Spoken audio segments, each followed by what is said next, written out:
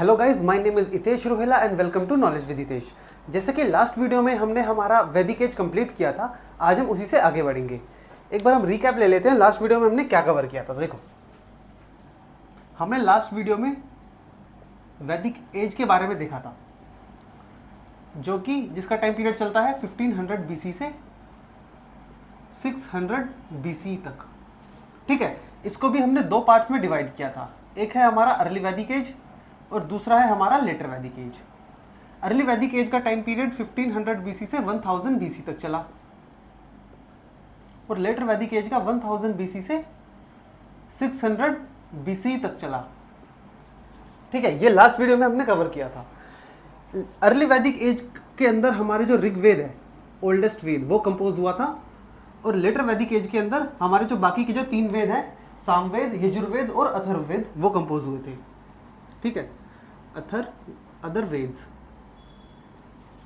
तो जब हम ये टाइम पीरियड एंड होने वाला होता है 600, तो जो 600 BC तक आते आते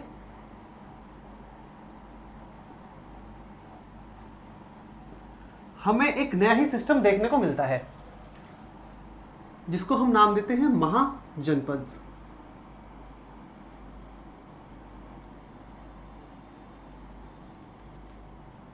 महाजनपद। अब देखो, अगर आपको याद हो तो लास्ट वीडियोस में हमने जन के बारे में पढ़ते हुए आ रहे हैं। ठीक है, जन हमने जो वर्ड पढ़ा था, सबसे पहले पढ़ा था हमने अर्ली वैदिक एज के अंदर, और लेटर वैदिक एज के अंदर हमने एक वर्ड पढ़ा जो है जनपद।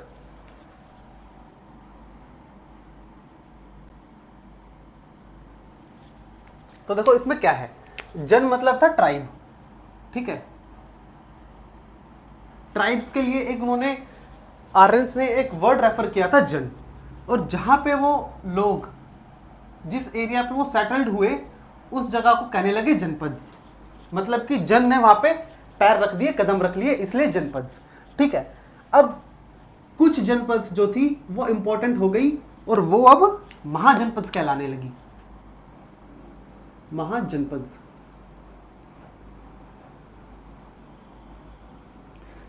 ये चीज आप याद रखना इसके अंदर, कैसे हमने जन से जनपद और जनपद से महाजनपद में आए। ठीक है, अब जो महाजनपद हैं, इनके बारे में हमें कैसे पता चलता है? मतलब कि कहीं तो हमें एविडेंसेस मिले होंगे, कहीं हमें रिटन टेक्स्ट मिला होगा। तो देखो, मैं आपको बताता हूं, याद रखना। एक है हमारा अंगुत्तर निकाय। ये एक बुद्धिस्ट टेक्स्ट है। ठीक है, इसके अंदर भी हमें महाजनपद के एविडेंसेस मिलते हैं। इस बुक में भी महाजनपद के बारे में बताया हुआ है। और इसके अलावा अगर हम जैन टेक्स्ट, ये याद रखने है बुद्धिस्ट टेक्स्ट, बुद्धिस्ट टेक्स्ट और भगवती सूत्र,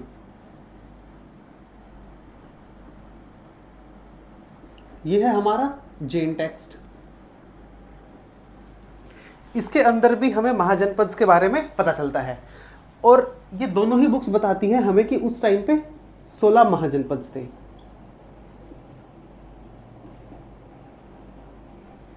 16 महाजनपद, जिसमें से, अब देखो, ये एक जो मैं बता रहा हूं ना, ये काफी इंपॉर्टेंट हो जाता है पॉइंट। क्यों? क्योंकि इसमें से जो 15 थे वो एक तरफ थे और जो एक था वो एक तरफ था। मतलब कि ये देखो, जो इनको डिवाइड करती है ना, ये है विंध्या रेंज।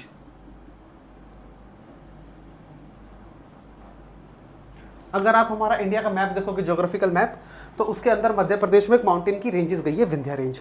तो ये जो मैंने बॉर्डर सा बनाया है ना, ये सपोज करो ये विंध्या रेंज है। जो 15 जनपद हैं, 15 महाजनपद हैं, ये इस विंध्या रेंज के नॉर्थ की साइड है और एक इसके साउथ की साइड है। तो ये भी अगर एक अलग हो जाता है ना किसी भी चीज़ में, तो वो बहुत एक इंपॉर्टेंट पार्ट बन जाता है। क्वेश्चंस वहां से आने के चांसेस काफ़ी हो जाते हैं। तो एक याद रखना, ये हमारा असाक,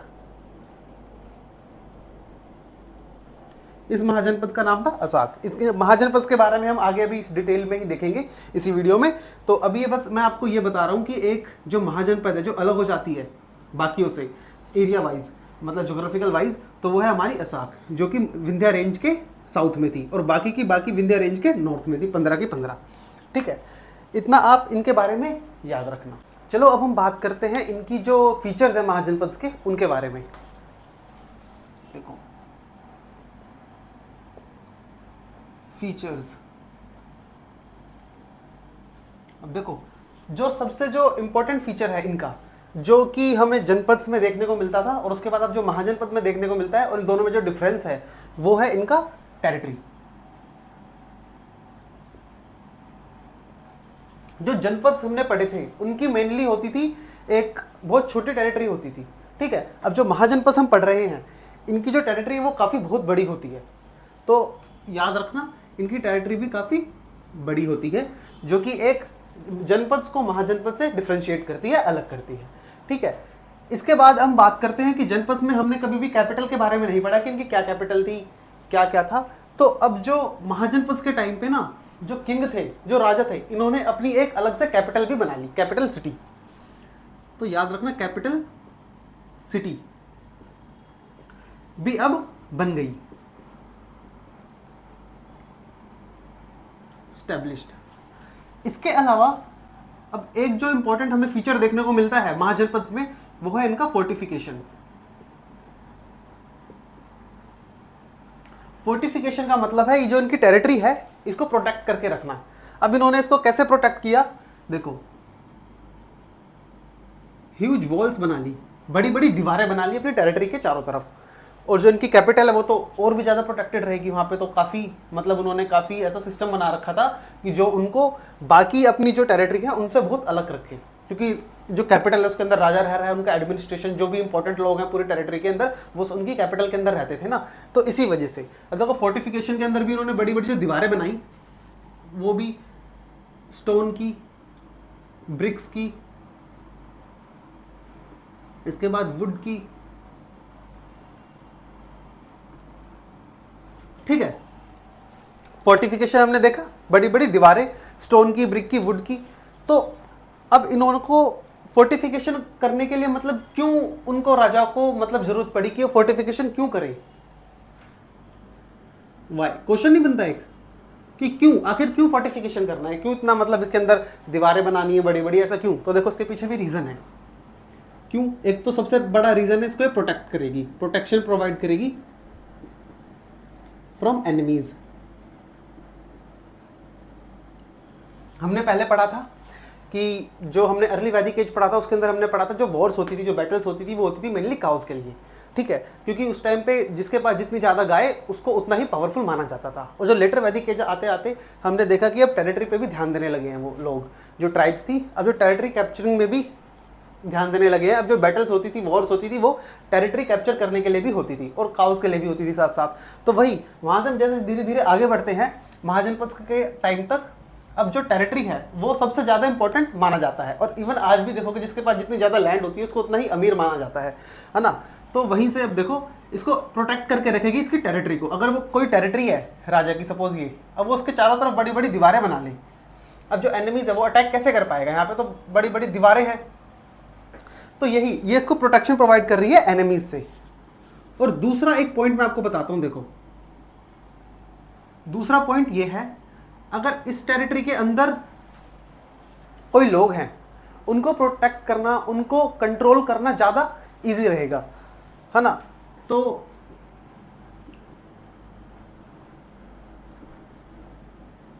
अब जो सपोज कि एक खुला मैदान है, ठीक है, उसके अंदर आप चाहे 10 लोगों को भेज दो और मैं आपको बोलूं कंट्रोल करने के लिए, तो आप इतनी इजीली उनको कंट्रोल नहीं कर पाओगे। लेकिन एक कमरा है उसके अंदर अगर 10 लोग हैं और आपको बोलूं उनको कंट्रोल करना, तो उनको आप अच्छे से कंट्रोल कर पाओगे। तो सेम चीज़ वही है, अगर कोई एक टेरिटरी है, ठीक है, बड़ी बड़ी दीवारें हैं, इसके अंदर लोग रह रहे हैं, तो राजा के लिए या किंग के लिए उनको कंट्रोल करना बहुत ईजी रहता था।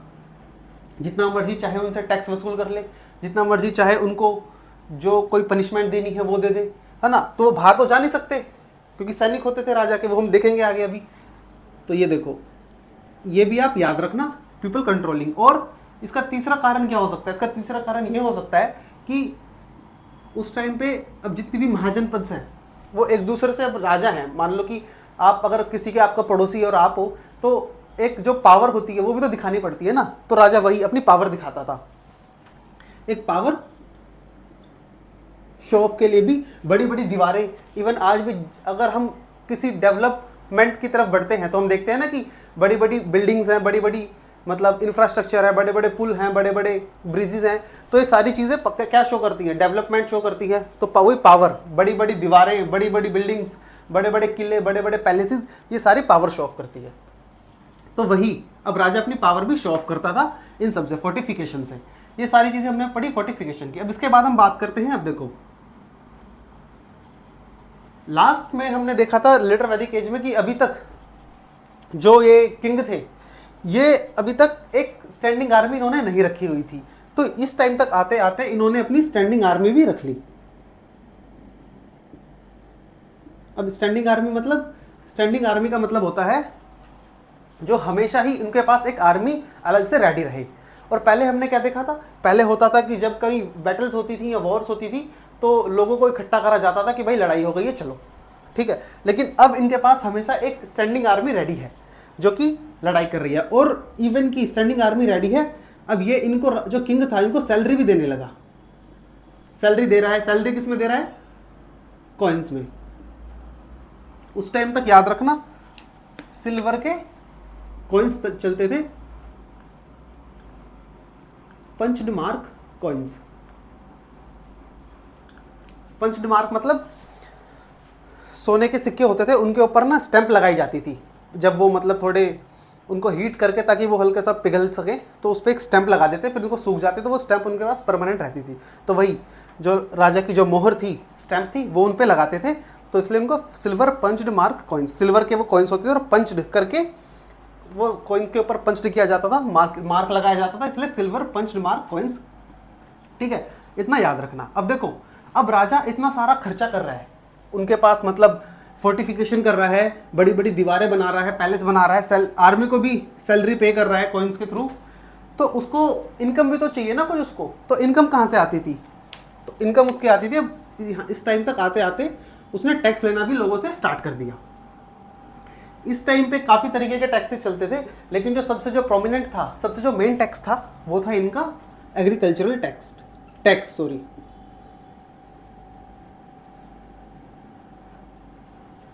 जिसको भाग या फिर बाली भी कहा जाता था। अब भाग और बाली क्या था, ये जो भी कोई मैंने बताया ना टेरिटरी के अंदर जितनी भी एग्रीकल्चर, इस टाइम पे जो मेन ऑक्यूपेशन था लोगों का वो एग्रीकल्चर था। अब जो लोग एग्रीकल्चर में प्रोड्यूस करेंगे उसका 1/6 पार्ट ऑफ प्रोड्यूस किंग के को देना पड़ेगा एज अ टैक्स। इसलिए इसको भाग, आप इवन की आप हम जो यूज करते हैं कि इसका भाग का मतलब होता है पार्ट। ये जो टर्म है यहीं से आया है वैदिक एज से, ठीक है। तो जो भाग है, भाग मतलब होता है पार्ट, है ना। तो वही 1/6 पार्ट एग्रीकल्चर का एज अ टैक्स किंग को देना पड़ेगा आम लोगों को। इसके अलावा भी हम बाकी के टैक्स होते हैं वो हम आगे वीडियो में देखेंगे, लेकिन ये इनका प्रोमिनेंट था। इसके अंदर जो हम फीचर देखते हैं इसके अलावा वो है इसका, अब जो महाजनपद है इसका है वो एग्रीकल्चर के अंदर एडवांसमेंट। एग्रीकल्चरल एडवांसमेंट, देखो दो मेन एडवांसमेंट हुई इस टाइम तक आते आते। पहली ये कि जो आयरन है इसका यूज़ होने लगा। अब आयरन हमने देखा था ना, अगर हम पहले देखेंगे तो जो नॉर्थ इंडिया का है इसके अंदर अभी तक आयरन नहीं आया। आयरन कब आया, आयरन वैदिक एज में आया था, है ना। तो इससे पहले गोल्ड, सिल्वर, कॉपर, ब्रॉन्ज, ये सारे हम चीज़ें पढ़ चुके हैं पहले वीडियोस में। अगर आपने वो वीडियोस नहीं देखी हैं तो पहले आप उन वीडियोस को देख के आओ, तभी आपको अच्छे से समझ में आएगा, क्योंकि हम एक सीरीज में आगे बढ़ रहे हैं। तो वही देखो, तो आयरन का यूज़ होने लगा, आयरन के जैसे टूल्स बनने लगे, वेपन्स बनने लगे। टूल्स जैसे एग्रीकल्चर में, देखो एग्रीकल्चर में तो वेपन्स थोड़ी यूज़ होंगे, एग्रीकल्चर में तो टूल्स यूज़ होंगे। तो वही एग्रीकल्चर में टूल क्या होंगे, अब जो हल होता है, प्लो कहते हैं उसको, ठीक है। जो किसान बैल की मदद से जो हल, वो खेत को जोतता है ना हल से, तो वही आयरन का होने लगा। अब आयरन का होने लगा। और इसके अलावा एक एडवांसमेंट हुई जो पैडी है, पैडी की ट्रांसप्लांटेशन भी स्टार्ट हो गई।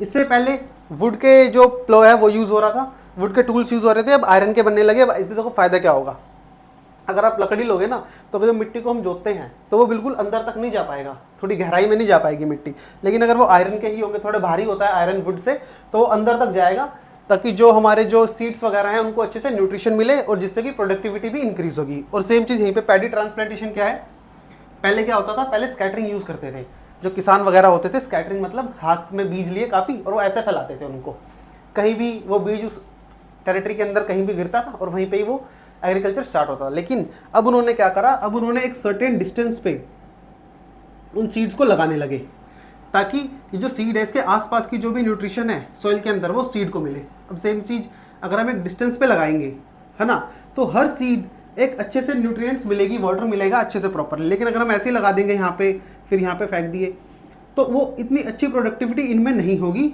इनके अंदर ज़्यादा अच्छी प्रोडक्टिविटी होगी। तो सेम चीज़ ये अब लोगों के अंदर भी दिमाग आ गया कि भाई पैडी ट्रांसप्लांटेशन भी करनी चाहिए। इसके अलावा आयरन के भी टूल्स और विपन्स हमने देखे। तो ये चीज़ आप मेनली जो महाजनपद हैं इसके ये फीचर्स हैं, ये चीज़ आप याद रखना। अब देखो, अब हम बात करते हैं इनके पीछे रीजंस क्या थे जो महाजनपद बनी, जनपद से महाजनपद जो बनी, इनके पीछे क्या क्या रीजंस थे, मतलब क्यों बनी, इनका डेवलपमेंट आखिरकार क्यों हुआ। देखो,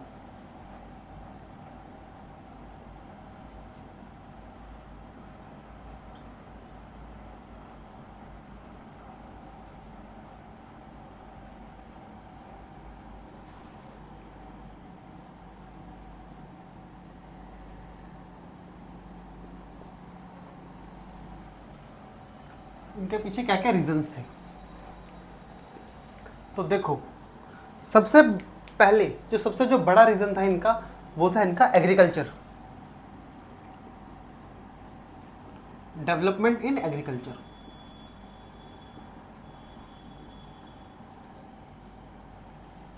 मैंने आपको बताया अभी अभी कि जो पहले जो ये ट्राइब्स थी, अगर हम वैदिक एज की बात करते हैं तो ट्राइब्स पहले मूव करती थी, मतलब कि ये सेमी नोमैडिक ट्राइब थी तो मूव करती थी। अब एग्रीकल्चर से क्या हुआ, अब इन्होंने एग्रीकल्चर करना स्टार्ट किया, तो उससे जो इनकी जो लाइफ है ना वो एक सेटल्ड लाइफ स्टाइल की तरफ मतलब कि मूव करी।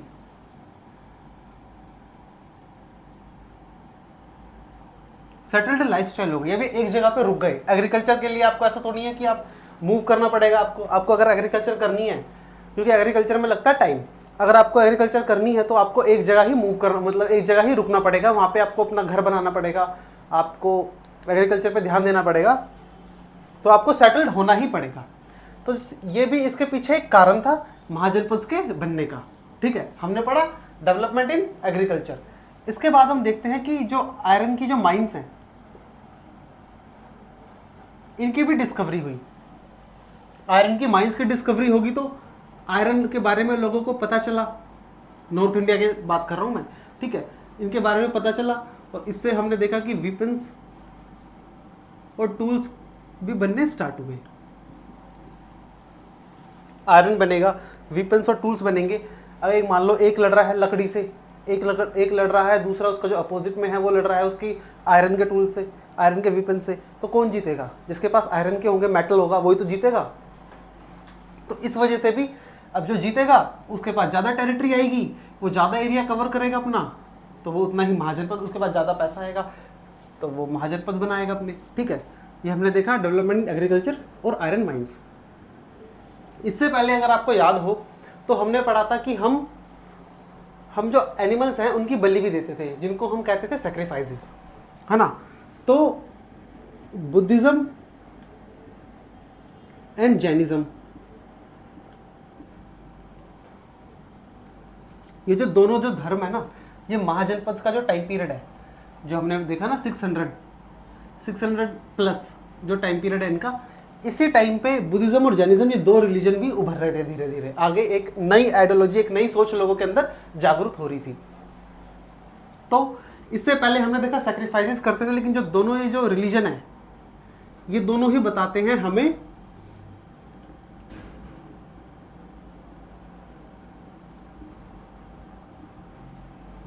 No killing of any living being.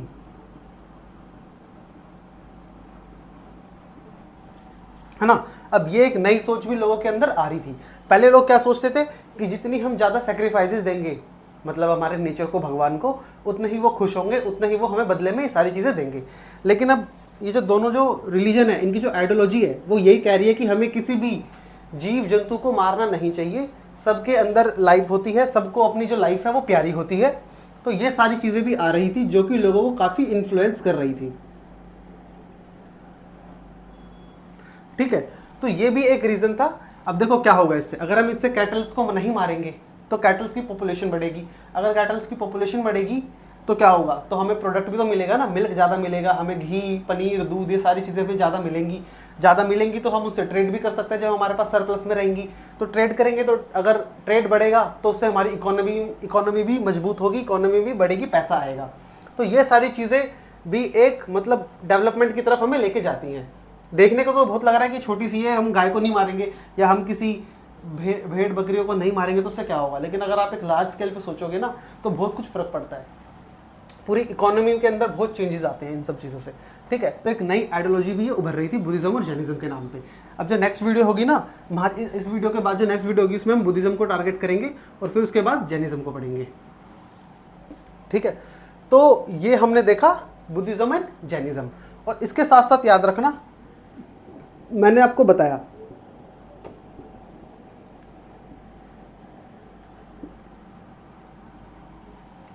Agriculture में डेवलपमेंट हो रहा है, उसके साथ साथ ये सारी चीज़ें भी हो रही हैं। हम सेक्रीफाइसेस नहीं हो रही, मतलब कि देखो इन्फ्लुएंस होंगे तो नो सेक्रीफाइसेस, है ना। तो इससे भी हमें प्रोडक्शन इंक्रीज हो रही है, हमारे जो मिल्क प्रोडक्ट्स हैं, इवन कि हमारे जो वूल्स वगैरह हमें ज़्यादा मिल रही हैं, है ना। तो ये सारी चीज़ें हो रही हैं, तो इससे भी एग्रीकल्चर पे सरप्लस बढ़ेगा। और सेम चीज़ मैंने आपको बताई कि एग्रीकल्चर पे सरप्लस बढ़ेगा तो उससे क्या होगा, तो उससे ट्रेड एंड कॉमर्स भी इंक्रीज होगा, ट्रेड भी बढ़ेगा, ट्रेड बढ़ेगा तो इकोनॉमी भी बढ़ेगी, इकोनॉमी बढ़ेगी तो वही पैसा आएगा राजा के पास, तो वही महाजनपद ऐसे तो बने, उनको उतने ही जितना ज़्यादा पैसा आएगा उतने ही ज़्यादा डेवलप्ड होंगे, तो जनपद ऐसे ही महाजनपद बने। और इसके अलावा जो सबसे इंपॉर्टेंट चीज़ है वो है टैक्स। अब देखो, अब राजा, ये सारी चीज़ें तो हो रही हैं, पर राजा को इससे क्या फ़ायदा, किंग को इससे क्या फ़ायदा, उसको इन सबसे टैक्स मिल रहा है, टैक्स। टैक्स भी देखो, मैंने आपको जैसे कि अभी बताया कि जो एग्रीकल्चरल टैक्स है, टैक्स भी अलग अलग टाइप का था। जो मेन टैक्स था, सबसे ज़्यादा जो पैसा आता था वो आता था एग्रीकल्चर से, जो कि मैंने आपको बताया 1/6 था, 1/6 ऑफ प्रोड्यूस। इसके अलावा अब सारे लोग, जो मेन ऑक्यूपेशन था वो तो एग्रीकल्चर था, लेकिन सारे लोग तो नहीं करते थे, बाकी लोग भी तो काम कर रहे हैं। अगर वो टैक्स नहीं देंगे और जो सिर्फ एग्रीकल्चर कर रहे हैं तो वो टैक्स देंगे, तो ये थोड़ा अनफेयर नहीं हो जाएगा। तो सभी लोगों के लिए टैक्स था, जैसे कि जो एग्रीकल्चर में इन्वॉल्व है उनको 1/6 ऑफ प्रोड्यूस देना पड़ता था, और जो लोग हैं क्राफ्ट पर्सन्स,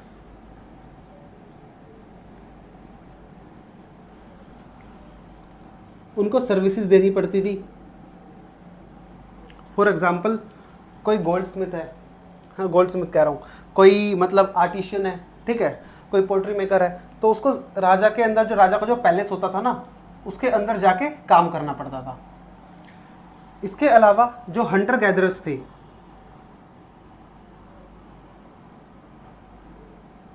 हंटर गैदरर्स होते हैं जो लोग अभी भी जंगल में रहते हैं, जो ट्राइब्स होती हैं, ट्राइबल लोग होते हैं, जो होते हैं जिनको कहते हैं आदिवासी।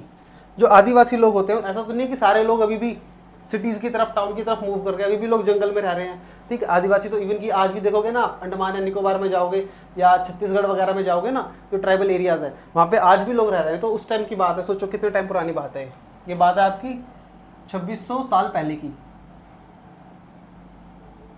तो सोचो उस टाइम पे तो क्या ही होगा। तो हंटर गैदरर्स भी थे, और वो लोग क्या करते थे, वो फॉरेस्ट प्रोड्यूस। अब जो मैंने राजा की जो टेरिटरी बताई आपको, है ना, किंग की टेरिटरी है, इसके अंदर तो जंगल भी है ना, सारी तो सिटी नहीं है, टाउन इतने होंगे, इतने होंगे, इतने होंगे, तो बाकी तो अभी भी जंगल पड़ा है पूरा। तो जो लोग जंगल में रहते थे वो भी तो टैक्स पे करेंगे किंग को, क्योंकि वो किंग की टेरिटरी के अंदर है। अब किसकी फॉर्म में टैक्स पे करते थे, फॉरेस्ट प्रोड्यूस।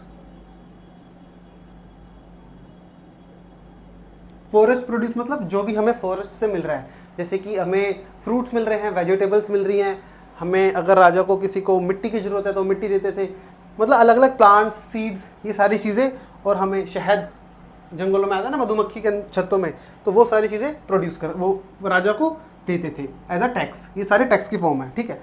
इसके अलावा अब जो आयरन स्मिथ है, मतलब कि लोहार या फिर गोल्ड स्मिथ, जो कि है सुनार, है ना। लोहार और सुनार ये भी तो देंगे, ये क्या देंगे, ये ज्वेलरीज देंगे। इसके अलावा ऑर्नामेंट्स देंगे, वेपन्स देंगे, सर्विसेज देंगे पैलेस के अंदर। तो ये सारी चीज़ें हैं ना, ये भी हमें काफ़ी हेल्प करती हैं जो किंग है उसको मजबूत बनाने में, उसको स्ट्रॉन्ग बनाने में और उसके जो टेरिटरी है उसको डेवलप करने में। तो यही रीजंस थे जिनकी वजह से एक जो जनपद है,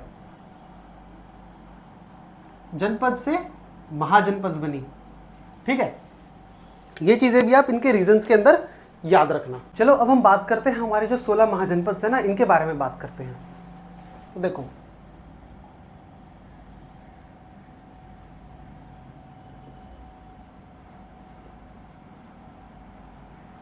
यहाँ पे मैं महाजनपद से लिखूंगा और यहाँ पे मैं इनकी कैपिटल लिखूंगा, क्योंकि एग्जाम पॉइंट ऑफ व्यू से भी ना ये काफ़ी इंपॉर्टेंट हो जाता है, क्योंकि बहुत सी बार महाजनपद दे देता है, उनकी कैपिटल पूछ लेता है, तो इसलिए हमें इनकी कैपिटल्स भी याद होनी चाहिए इनके महाजनपद के नाम के साथ साथ। टोटल 16 महाजनपद से मैंने आपको बताया, ठीक है। तो सबसे पहले देखो, जो सबसे पहले जो इनका जो महाजनपद है वो है हमारा काशी। काशी का नाम तो आप सबने सुना ही होगा। काशी विश्वनाथ टेम्पल जो बनारस में है ना, हम जाते हैं बनारस, तो वही वाला काशी है। और इसकी जो कैपिटल थी वो थी वाराणसी। इसके साथ साथ मैं आपको एक बात और बता दूं, जो हमारे जो हिंदू की जो बुक्स वगैरह हैं, पुराण्स हैं, हमारे वेद वगैरह हैं, इसके अंदर भी जो महाभारत का, जो आपने महाभारत के बारे में सुना होगा, महाभारत का जो मेंशन है इन बुक्स में, वो इसी टाइम पीरियड के बात है। इसी टाइम पीरियड पे ये सारी चीज़ें हुई। अभी आपको पता भी चलेगा एविडेंसेस से, देखो मैं बताऊंगा आपको कि जो भी हमें महाभारत में सिटीज़ मिलती हैं, है ना, जो कैपिटल्स मिलती हैं, जो भी चीज़ें मिलती हैं, वो सेम हमें यहाँ पे महाजनपद में भी देखने को मिलती हैं। तो जो अगला जो हमारा वो है महाजनपद, वो है हमारी कुरु। ये वही वाली कुरु है जो पांडवाज की जो कैपिटल थी ना, उन्होंने अपनी जो वो बनाई थी टेरिटरी, और इसकी जो कुरु की जो कैपिटल थी वो थी हमारी हस्तिनापुर, जो कि हमें महाभारत में भी देखने को मिलती है, ठीक है, वही वाला है ये। हमारी काशी हो गई, इसके बाद हमारी कुरु हो गई, अब है हमारी कोसाल या फिर कोसला। ये हमारी जो कोसाल है ये भी हमारी एक महाजनपद है, और इसकी जो कैपिटल थी वो थी श्रीवस्ती।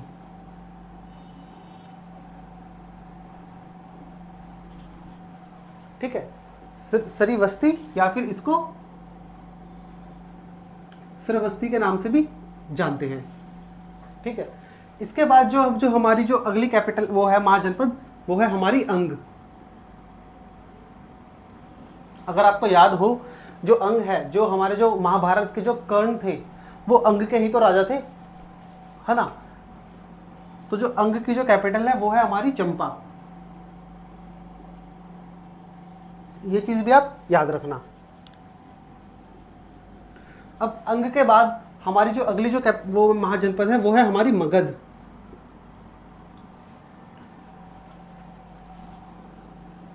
और मगध की कैपिटल थी गिरिवराज या फिर राजगीर। हम आगे देखेंगे कि एक जो महाजनपद है मगध, आगे जाके ये जो जितनी भी महाजनपद हम पढ़ेंगे ना, ये आपस में लड़ाई करते रहते थे, कोई ना कोई बात पे इशू हो जाता था इनको। तो अब देखेंगे कि आगे जाके जो मगध है वो कैसे जाके सबसे इंपॉर्टेंट महाजनपद बन जाएगी और कैसे पूरा एक इंडिया को कैप्चर कर लेगी, एक एम्पायर बनाएगी, अपनी टेरिटरी इतनी बड़ी बढ़ा देगी ये कि पूरा इंडिया इसके अंदर आ जाएगा। ठीक है, तो याद रखना मगध भी एक हमारी जो महाजनपद है उसको थी। अब जो इसके बाद जो महाजनपद है अगली, वो है हमारी वज्जी। अब इसके अंदर देखो, इसके अंदर एक बात नोट करने की है क्या, कि जो इनका जो पॉलिटिकल सिस्टम था ना, मेनली वो दो टाइप का था। एक था मोनार्क, जिसके अंदर एक अकेला राजा होता था, और दूसरा था रिपब्लिकन। तो जितने भी हमने जैसे पढ़े, कोसाल, अंग, मगध, इसके अंदर एक अकेला राजा होता था। लेकिन जो वज्जी है, और भी हम इसके बारे में मैं आगे बताऊंगा आपको वीडियो में, अभी मैं आपको छोटा सा बता रहा हूँ ताकि आपको अच्छे से यहाँ पे समझ में आ जाए क्या हो रहा है। जो वज्जी है ये रिपब्लिकन है, मतलब कि एक से ज़्यादा रूलर यहाँ पे रूल कर रहे हैं, इस महाजनपद को चला रहे हैं। एक जैसे कि फॉर एग्जांपल ये वज्जी है, इन्होंने अपनी टेरिटरी डिवाइड कर रखी है। फॉर एग्जांपल 3 टेरिटरी है, ठीक है, तीनों के अलग अलग राजा हैं। अब इन्होंने आपस में, और इस राजा के भी इलेक्शन हो रहे हैं, इसके बारे में हम आगे बात करेंगे। इलेक्शंस हो रहे हैं और इन तीनों ने कंबाइन करके अपनी टेरिटरी को चला रहे हैं, ठीक है। तो ऐसे याद रखो आप इसको। अब देखो जो वज्जी है ना हमारा, इसकी भी 3 टेरिटरी थी। एक थी हमारी लच्छवी, ठीक है, और एक थी जनात्रिकाज, और तीसरी थी विदेहाज।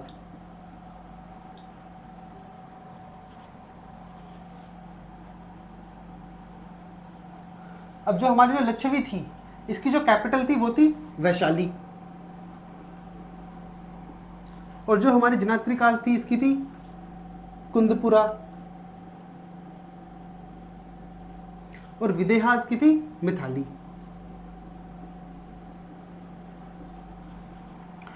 इसके अंदर एक बात आप याद रखना, जो हमारी जनात्रिकाज थी ना, ये क्लैन्स हैं मेनली, ठीक है। लच्छवी क्लैन, जनात्रिकाज क्लैन और विदेहाज क्लैन। और जो जैनिज्म के अंदर वर्धमान महावीर थे ना, वो इसी क्लैन के थे। तो ये भी आप इंपॉर्टेंट याद रखना इसके अंदर, कि जो हमारे जो वर्धमान महावीर थे वो जनात्रिकाज क्लैन के थे, ठीक है। इसके बाद अगर हम बात करें तो इसके बाद है हमारी, नेक्स्ट है हमारी मल्ला। और मल्ला की जो कैपिटल है वो है कुशीनगर।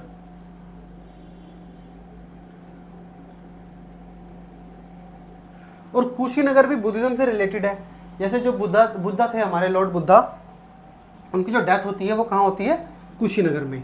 और जो उन्होंने जो फर्स्ट टाइम अपना सरमन दिया था, सरमन मतलब अपना उपदेश दिया था बुद्धा ने, वो दिया था काशी में ही, वाराणसी है ना, इसी के पास एक जगह है सारनाथ, वहाँ पे दिया था। तो ये भी आप याद रखना इसके अंदर, ठीक है। और मल्ला कुशीनगर कुशीनगर मल्ला की कैपिटल है, और बुद्धा जी की जो डेथ हुई थी वो हुई थी कुशीनगर में। इसके बाद जो अगली हमारी जो महाजनपद है वो है हमारी छेदी, ठीक है। अगली महाजनपद है हमारी छेदी, और इसकी कैपिटल है सुक्तिमती।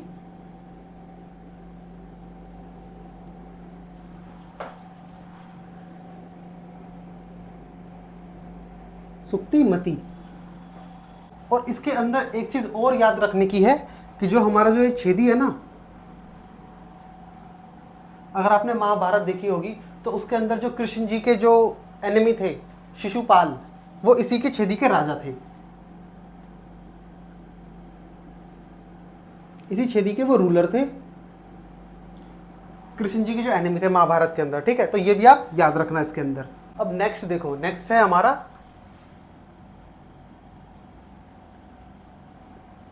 वत्स्या। वत्स्या की जो कैपिटल थी वो थी कौशंबी,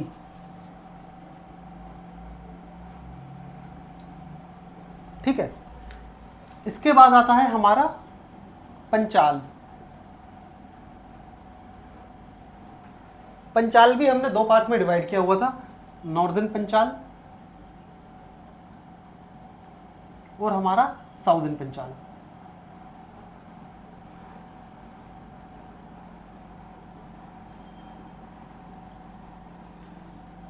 ठीक है। अब जो हमारा जो नॉर्दर्न पंचाल था ना, इसकी थी अहिचत्रा, और साउदर्न पंचाल की थी कंपिल्या।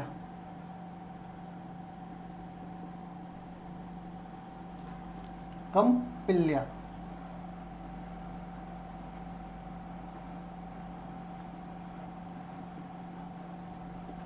ठीक है, ये याद रखना। इसके अंदर एक चीज नोट करने की है कि जो हमारा जो पंचाल था ना, देखो अगर आप इसको महाभारत से रिलेट कर पाओ तो मैं आपको बताता हूं, जो द्रौपदी थी वो पंचाल की ही थी, पंचाल महाजनपद की थी, इसीलिए उनको पंचाली भी कहा जाता था। ठीक है, ये चीज भी आप इसमें याद रखना। अब चलो देखते हैं अगली थी हमारी मत्स्य। ठीक है, मत्स्य की थी विराटनगर।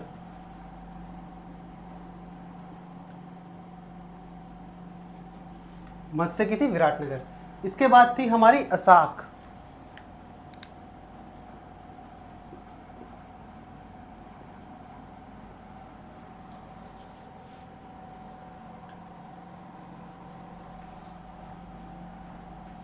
और असाक की थी हमारी प्रतिष्ठान। ये चीज आप याद रखना। इसके बाद है हमारी सुरसेन, और सुरसेन की थी मथुरा, जो कि कृष्ण जी जो थे मथुरा के थे ना, तो वही वो जो महाजनपद थी उनकी वो थी सुरसेन।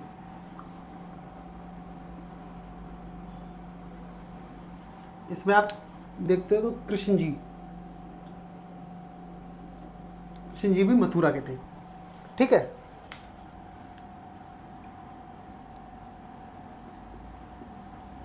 तो सुरसेन हमने पढ़ लिया, असाक पढ़ लिया, मत्स्य पढ़ लिया। अब जो नेक्स्ट थी हमारी वो थी अवंती। अवंती की भी दो थी, एक थी साउथ नॉर्दर्न और थी साउदर्न।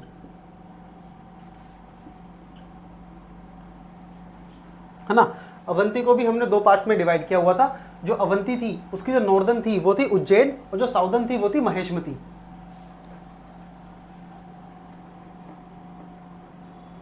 उज्जैन और साउथ में थी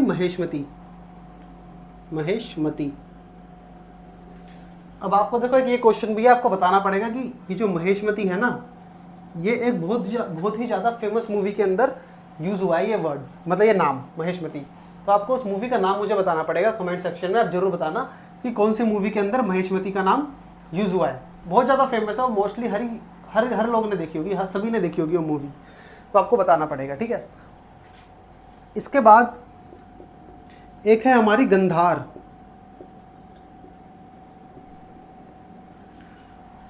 और गंधार की जो कैपिटल है वो है तक्षशिला।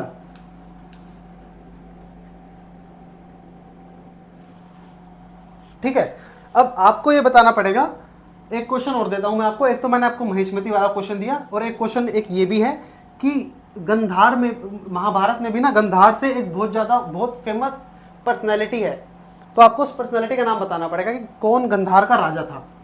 बहुत ज़्यादा फेमस है वो, बहुत ज़्यादा। महाभारत जिसने देखी होगी या जिसने नहीं भी देखी होगी ना, उसको भी उनका नाम पता होगा। तो आपको बताना पड़ेगा कि गंधार से कौन से जो रूलर थे जो महाभारत के अंदर फेमस है। तो ये दो क्वेश्चन आपको बताने पड़ेंगे। ठीक है, इनके रूलर का नाम भी बताना पड़ेगा। अब जो लास्ट हमारी, देखो मैंने बताया था ना 16 महाजनपद है, अब हमने 15 तो पढ़ ली। अब हमारी जो लास्ट महाजनपद है वो थी हमारी कंबोज।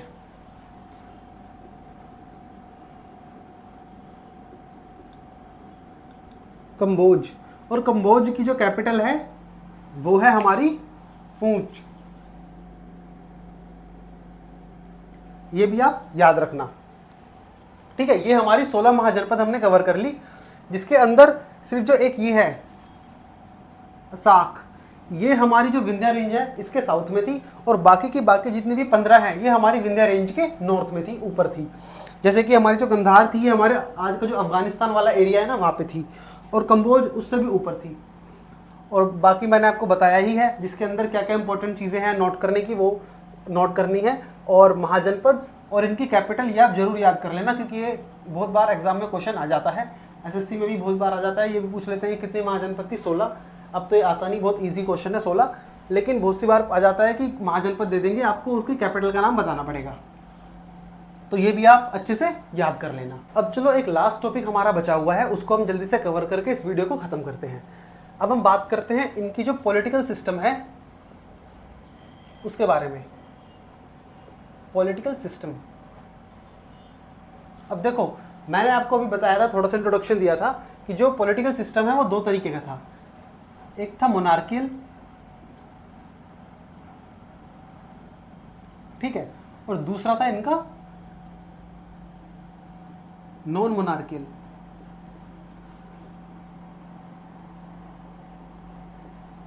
जिसको हम रिपब्लिकन भी कहते हैं।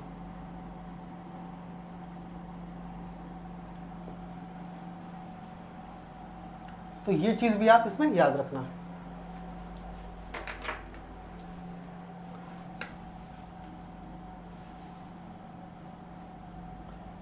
जिसको हम रिपब्लिकन भी कहते हैं, नॉन मोनार्कियल को और मोनार्कियल। इसके अंदर देखो, इसके अंदर एक सिंगल किंग होता था जो उस टेरिटरी को संभालता था। एक ही राजा होगा, वो जितना भी रिसोर्सेज है, जितना भी टैक्स है, वो सारा राजा के पास रहेगा, और वही इसको अगर वो चाहे इसको उड़ा दे, कहीं भी यूज करे, वो राजा के हाथ में रहता था। लेकिन यहाँ पे ऐसा नहीं था। अभी हम पहले इसकी बात करते हैं, उसके बाद हम इसकी बात करेंगे। देखो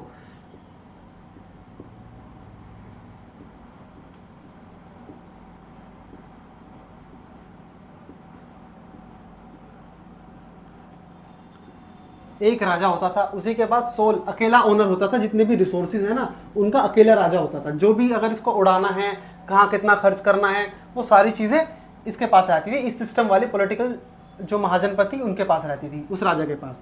और इसमें जो राजा की जो पोस्ट थी ना वो हेरिडेटरी थी।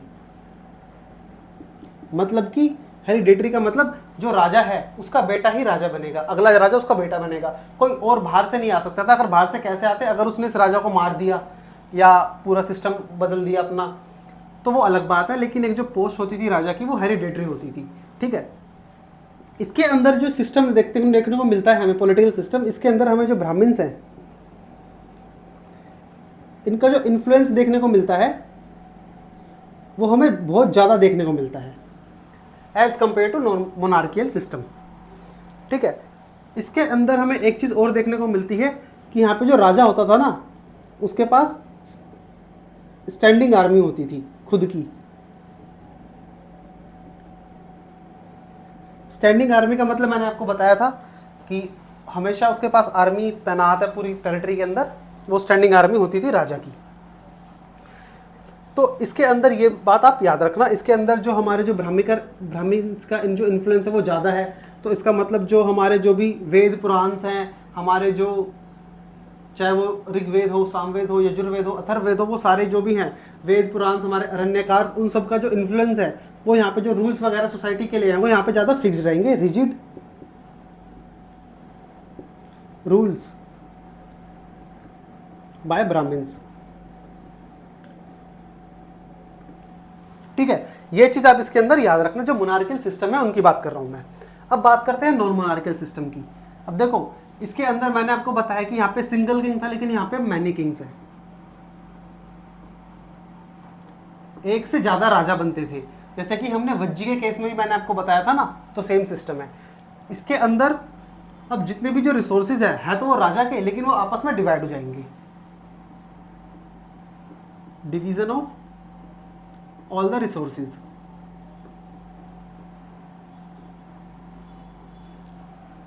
अब अगला पॉइंट देखते हैं। जो यहाँ पे किंग था, जो किंग्स थे मेनली, उनकी जो पोस्ट थी ना वो इलेक्टेड थी। मतलब कि इलेक्शन के थ्रू यहाँ पे राजा को चुनते थे।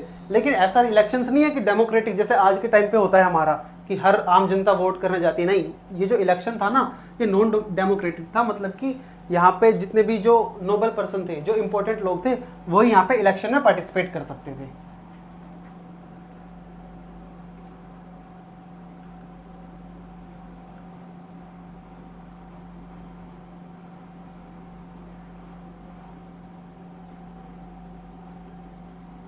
सिर्फ इंपॉर्टेंट लोग पार्टिसिपेट कर सकते थे इनके इलेक्शंस में, राजा के में, ठीक है।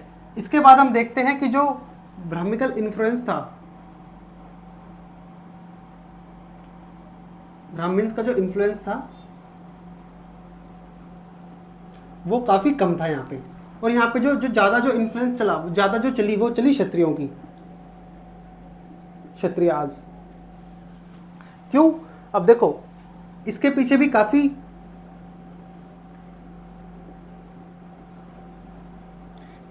काफी रीजंस हैं। कुछ कहते थे कि जो ब्राह्मण थे उनके अगेंस्ट में जाके उन्होंने सिस्टम अपना स्टार्ट करा। कैसे अगेंस्ट में? कैसे? अब जैसे कि राजा है, उनका अब पूरा जो टेरिटरी का मालिक है राजा, अब उसका क्या मोटिव है? वो ये तो सोचेगा ना कि ब्राह्मण हमसे ऊपर क्यों है, इस पूरे के हम मालिक हैं लेकिन फिर भी ब्राह्मण हमसे ज़्यादा ऊपर हैं सोसाइटी में। तो इस वजह से ये भी इनके पीछे आइडियोलॉजी रही होगी अगेंस्ट ब्राह्मिकल इन्फ्लुएंस। ठीक है। और हो सकता है इसके पीछे एक ये भी थ्योरी आती है निकल के कि जो ट्राइबल है, ट्राइबल आइडियोलॉजी पे बेस्ड थी। हमने, अगर आपको याद हो तो हमने वैदिक एज में हमने क्या पढ़ा था कि जो एक ट्राइब होती थी वो एक इलेक्शन में पार्टिसिपेट करती थी और अपना एक राजा चुनती थी। उस टाइम पे हेरिडेटरी पोस्ट नहीं होती थी राजा की, है ना।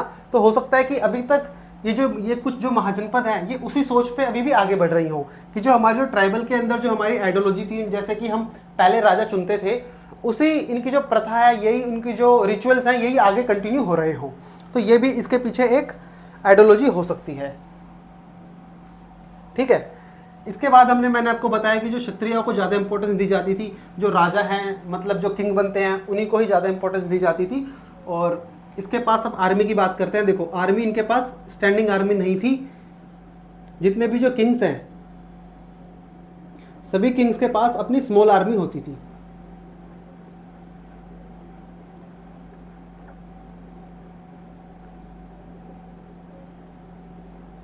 सपोज 3 किंग है तो 3 किंग के पास स्मॉल आर्मी होती थी।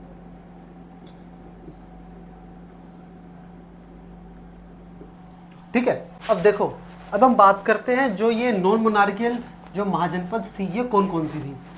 तो आप याद रखना 4 थी। 4 कौन कौन सी? मल्ला, वज्जी, इसके बाद कुरु एंड कंबोज। ये जो 4 महाजनपद है ना, ये आप याद रखना।